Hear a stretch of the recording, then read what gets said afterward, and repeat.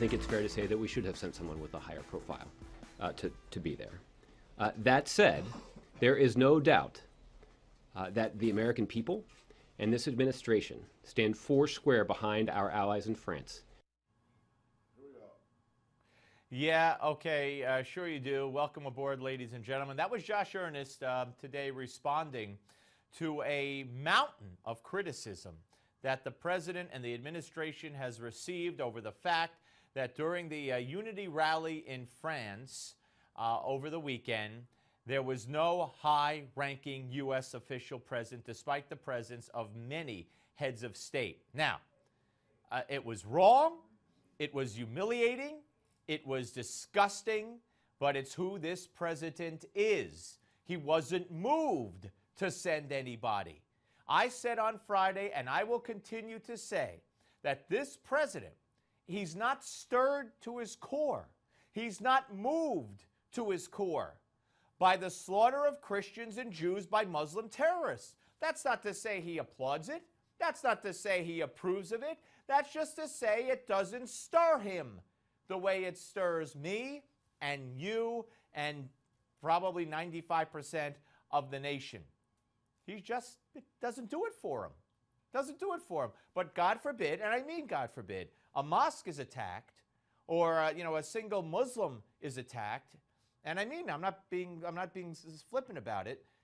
Barack Obama and the Justice Department, they'll be out there and they'll have comment. Look, did Barack Obama come to the microphones when the 2 police officers in New York City were assassinated? No, because it doesn't stir him. It doesn't move him enough to his core. That's just who he is. Think about what does move him. Think about what does stir him. Think about what does drive him to the microphone. Think about what does provoke the outrage. And what doesn't. What doesn't. Now, you remember, oh, by the way, one other thing about this Unity March.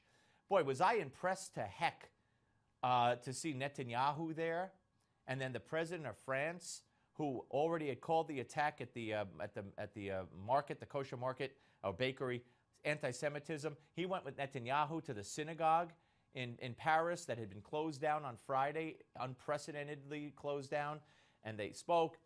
Little did I know that according to Israeli television, the president of France didn't want Netanyahu there. He told him not to come. But Netanyahu came anyway. So what did the president of France reportedly do when he found out that the prime minister of Israel would be there? He picked up the phone and called a terrorist in a suit, Yasser Arafat with a suit, who has a government that he shares with Hamas. That's right. He picked up the phone and invited Mahmoud Abbas, Abu Mazen, the man who honors terrorists, the man who preaches to the children of his territories, kill the Jew.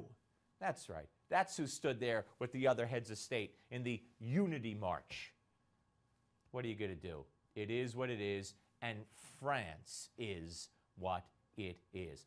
Now, Boko Haram is what it is as well, and Boko Haram, a few days ago, went through a village and killed 2,000 people. 2,000 people. Now, I recall Michelle Obama hashtagging Bring Our Girls Home or some such hashtag on Twitter when Boko Haram kidnapped a couple of hundred girls, which was terrible, don't get me wrong. And she went on, she even gave a video about how Boko Haram doesn't want girls to be educated. They try to prevent the education of girls. And I said, what, of course they do, but that's not all they do. They've killed thousands of people. Not just girls, but yet that's what motivated her.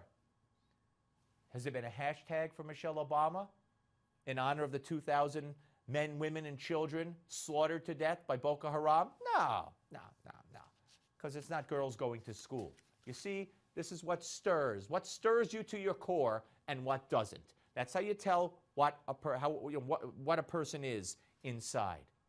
Now, it appears that a group claiming to be ISIS has hacked into CENTCOM, Central Command of the United States' Twitter and YouTube accounts.